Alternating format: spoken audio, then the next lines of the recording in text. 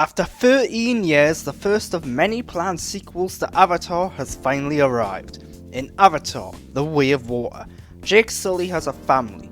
He's also adopted two children, one a human who was abandoned, and the other the child of Dr. Augustine's avatar. When humans return to Pandora to hunt the wildlife, Jake and his family flee the jungles for the beaches and the seas, hoping to avoid capture from the returning Quaritch. Avatar: The Way of Water is an ambitious movie when it comes to the tech and filmmaking necessary to make it. It's technically outstanding, with fantastic motion capture, CGI and action scenes. But on a story and character front, The Way of Water is severely lacking. The story is very simplistic and straightforward, with some science fiction tropes thrown in to help explain the return of certain actors and characters. The movie is far too long for the type of story it's trying to tell. The first hour and the final hour are good. They are paced better than the middle hour and feature more action than the middle hour. The final act, for example, is really enjoyable. The problem is that the middle hour grinds the story to a halt, focusing on characters who are not all that interesting and on set pieces and plot points that feel like diversions and escapades rather than essential.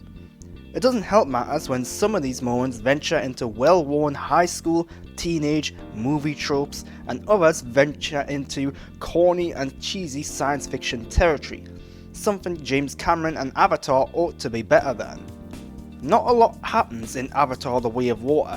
Its story does not feel all that original or surprising, and it often seems like an excuse for Cameron and the crew to exploit their technical prowess and to show off. The unnecessary moments in the middle of the movie, for example, are overshadowed by the grand set pieces and the impressive CGI and the gorgeous visuals surrounding them. It's disappointing that a movie that pushes the industry forward in certain ways also pushes it back in others. The characters do not fare much better than the story.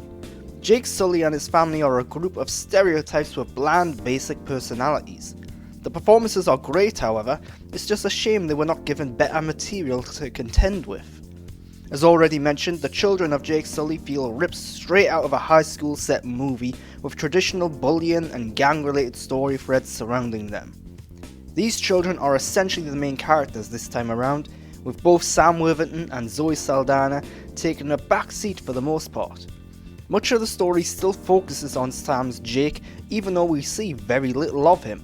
It's a case of telling us his importance rather than showing it. Sigourney Weaver is perhaps the standout of the cast, playing the teenage daughter of her character in the prior movie. CGI and voice alteration help in this regard, because Sigourney is simply too old to portray a character of such an age realistically.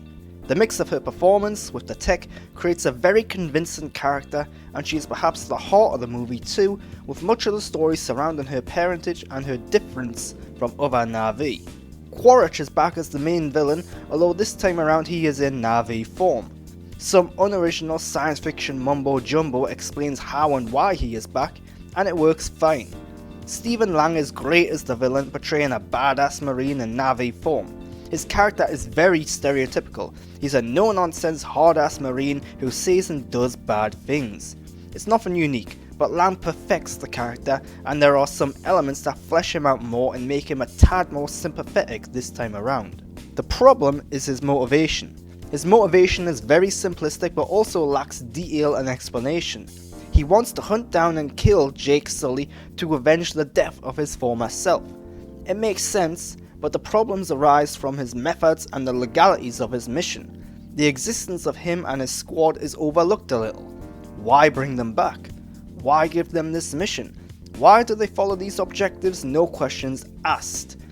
Plus, as mentioned multiple times in the movie, this is not the same Quaritch as the original movie.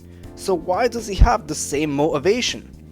These elements are glossed over for the sake of the story, and there are other instances too, such as why they don't immediately go to Jake's last known location.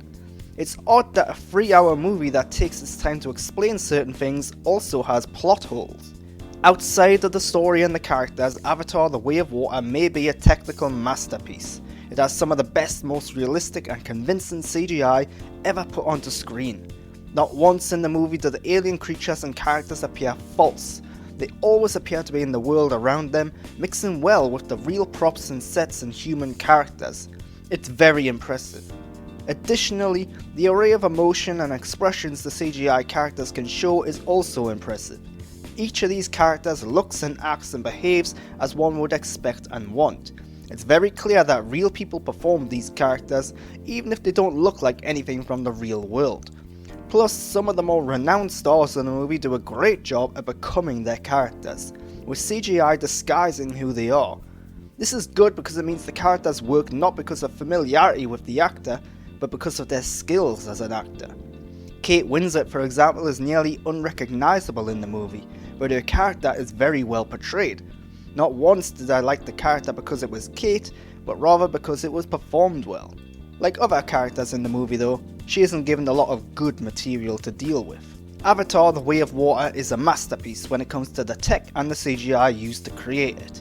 Sadly, so much of this tech and CGI and the action scenes overshadow what is a very simplistic story with very bland characters for the most part. The actors are fantastic, even if they have some bad dialogue and not a lot else. This is a movie worth seeing on the biggest screen possible, but at 3 hours long, it's hard to recommend that anyone sit down and watch all of it.